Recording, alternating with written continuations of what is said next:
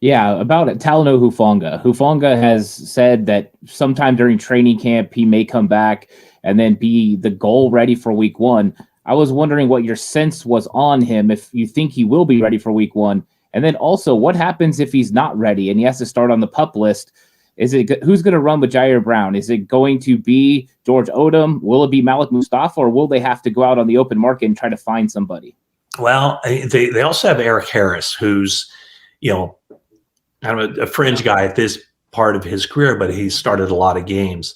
I don't get the sense that Mustafa is, well, we'll see once training camp starts up and the pads go on, and that's, you know, when he puts the pads on, he stands out because he's a strong guy, and a physical player.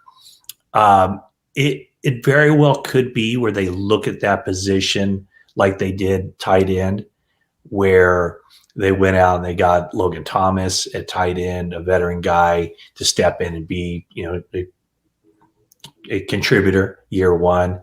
You know, Justin Simmons, how much is he going to want?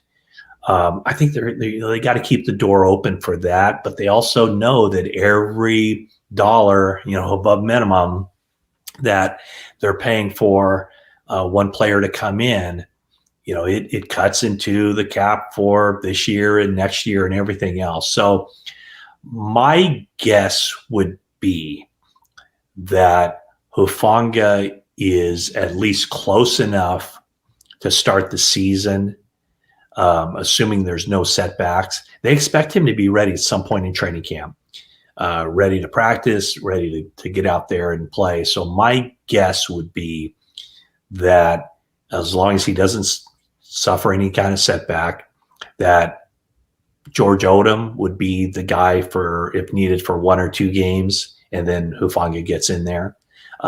My guess would be that they don't go out and get a veteran safety whose name, you know, we might know. There are still a few guys out there.